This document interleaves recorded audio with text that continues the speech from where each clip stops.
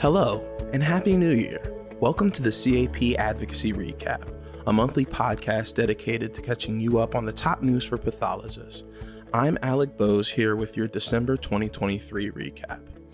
This month, we'll take a look at efforts to mitigate recent Medicare cuts, digital and cybersecurity news in the healthcare sector, and more. We start the day with health IT-related news and its impacts on pathology. The Office of the National Coordinator for Health Information Technology released the final HT1 rule, which updates its health IT certification program. The purpose of this rule is to advance interoperability, improve transparency, and support the access, exchange, and use of electronic health information. The CAP prioritized a number of issues in the proposed version of this rule. These included initiatives like laboratory data interoperability requests for information, transparency requirements of artificial intelligence, and information blocking provisions, particularly focused on reducing potential patient harm and improving care coordination. While many of these priorities are included in the final rule, the ONC decided to defer any action on laboratory information system certification to future rulemaking, so the impact on pathology services is expected to be minimal. We will keep you updated on this policy and its impacts on the healthcare sector. In related news, the HHS released a new cybersecurity plan to advance digital resiliency for hospitals, patients, and communities threatened by cyber attacks. The plan outlines the following steps. 1. Establish voluntary cybersecurity performance goals for the healthcare sector. 2. The HHS, with the input from industry, will establish and publish voluntary sector-specific cybersecurity performance goals. 3. Provide resources to incentivize and implement these cybersecurity practices. 4. The HHS will work with Congress to obtain new authority and funding to support hospital investments in cybersecurity. 5. Implement an HHS-wide strategy to support greater enforcement and accountability. 6. The HHS will work with hospitals to meet sector-specific cybersecurity performance goals in the coming years. 7. Expand and mature the one-stop shop within HHS for healthcare sector cybersecurity. 8.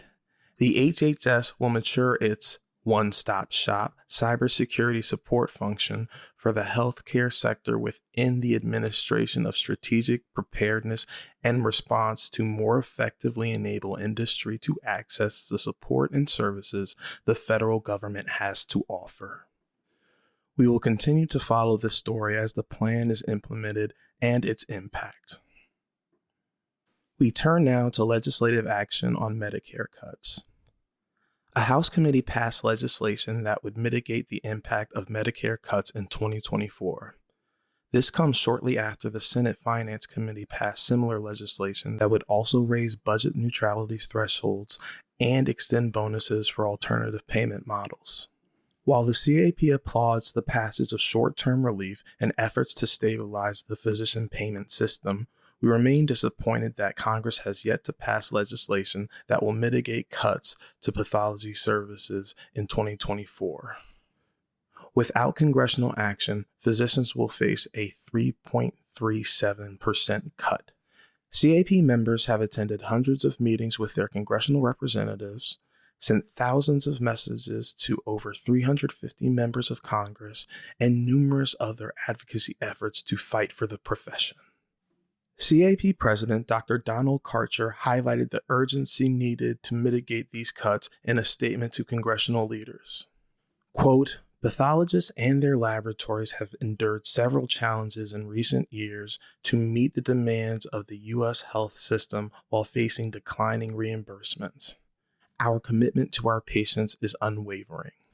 At the same time, physicians cannot continue to do more with fewer resources.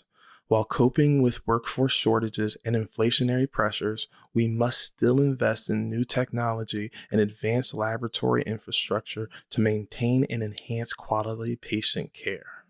Congress must honor its commitment to seniors and the physicians who care for them by stabilizing Medicare pay in the short term and long term. That's all for this edition of the Advocacy Recap. Thank you so much for listening. For more information on any of the stories that you heard today, be sure to subscribe to our weekly newsletter and follow us on X at CAPDC Advocacy. Once again, for Advocacy Communications, I'm Alec Bose, and we'll see you next month.